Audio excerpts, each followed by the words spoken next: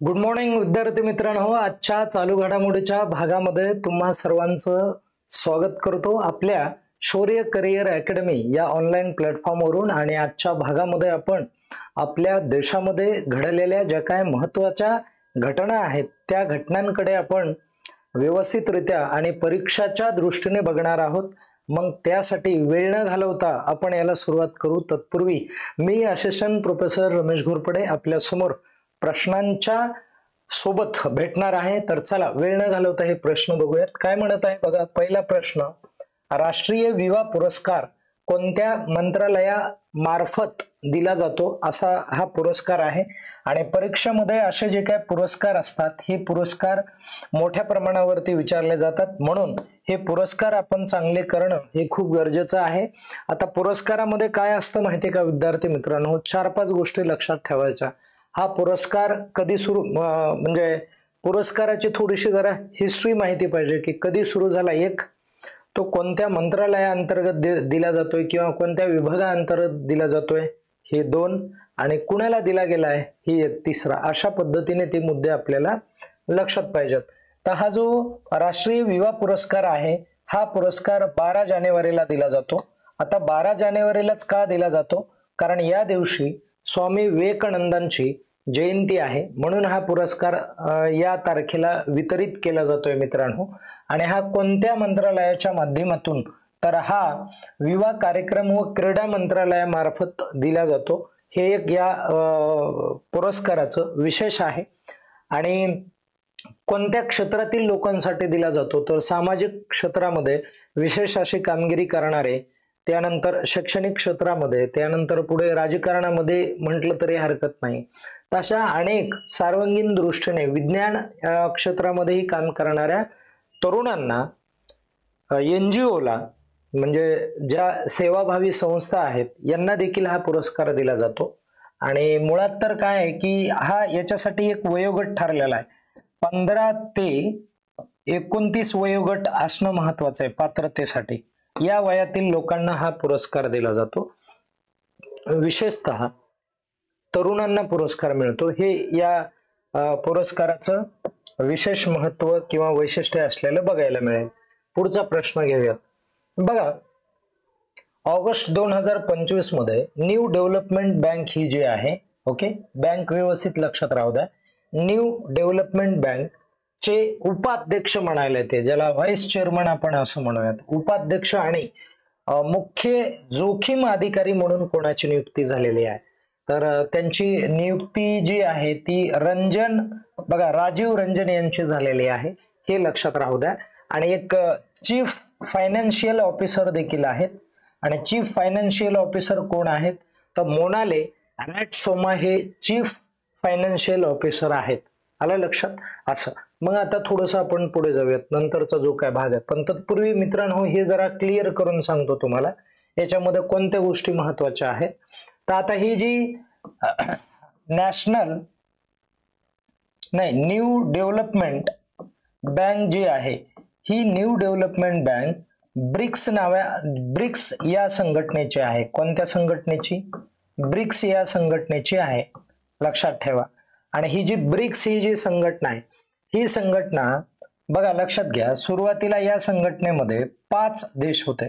एक आहे Brazil, B stand for Brazil, R stand for Russia, I stand for India, C stand for China and last S stand for south Africa, असे हे 5 देश सुरुवातीला होते।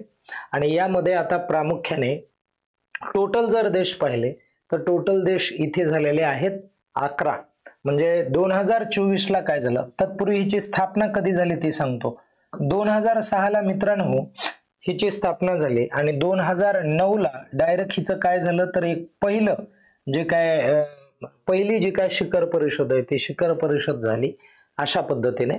आणि ही जी बँक आहे, न्यू डेव्हलपमेंट जी बँक आहे, ही बँक 2014 ला अस्तित्वात आली, 2014 ला, जी शांघाय चायना या ठिकाणी तिचं मुख्यालय आहे, व्यवस्थित लक्षात राहू द्या, ते पण महत्वाचं आहे। ज्याला BRICS bank, new development bank म्हणजेच काय, तर ब्रिक्स बँक ही काय करणार आहे की स्वतःच्या संघटनेतील जे काही सदस्य देश आहेत या देशाला आर्थिक मदत देण्याचं काम या बँकेच्या माध्यमातून होणार आहे.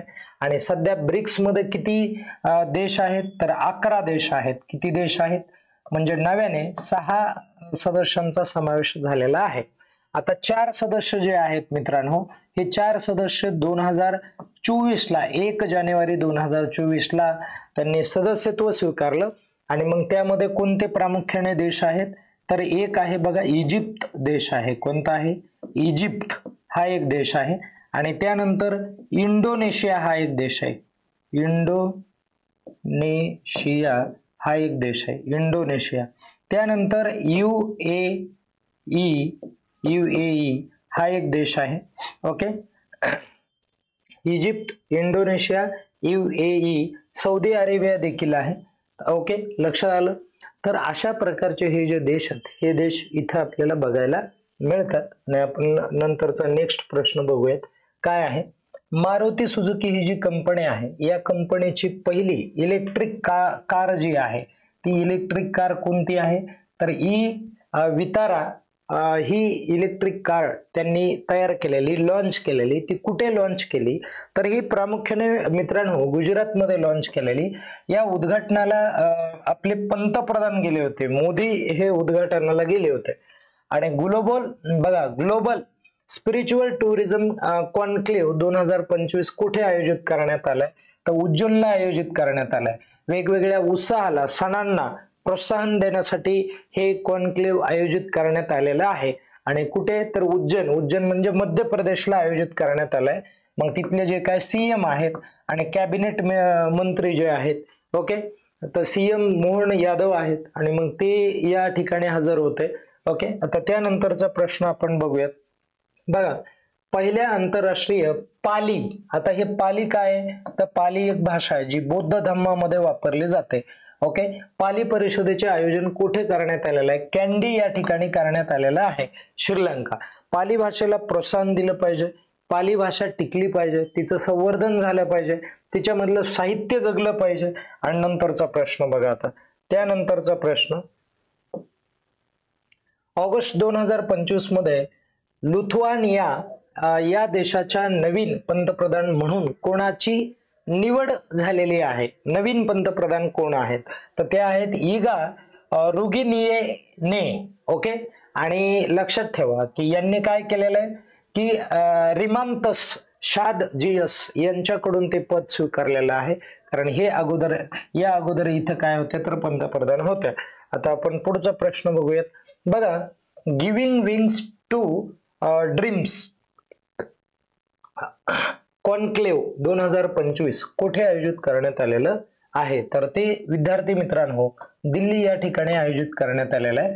ओके, असं.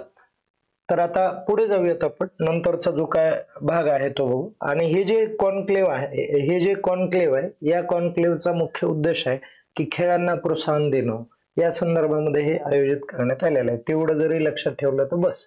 आता सरदार वल्लभभाई पटेल, बिरसा मुंडा आणि अटल बिहारी वाजपेयी यांच्या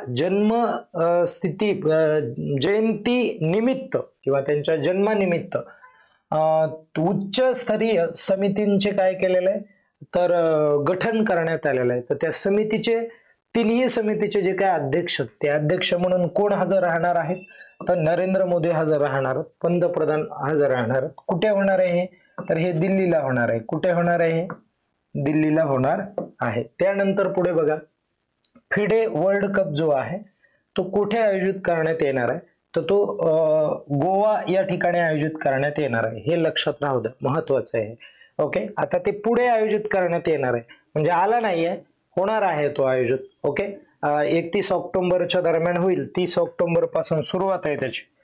बघा, त्यानंतर आंतरराष्ट्रीय डॉग डे. कोणता डे, डॉग डे कोणत्या दिवशी साजरा केला जातोय, तर तो प्रामुख्याने 26 ऑगस्ट या दिवशी साजरा केला जातो. 2004 पासून हा साजरा केला जात आहे, लक्षात घ्या.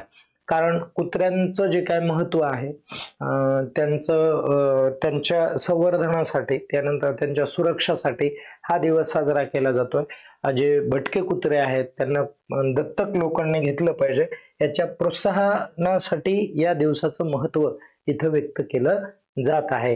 कोलिन पेज यांनी ही संकल्पना मांडली होती. कोलिन पेज यांनी ती संकल्पना मांडलेली होती. ओके, असं. आता आपण या ठिकाणी थांबूयात. अशा पद्धतीने आपण वेगवेगळ्या स्वरूपाचे प्रश्न नेहमी म्हणजे थोडक्यात दररोज घेऊन येण्याचा प्रयत्न करतो.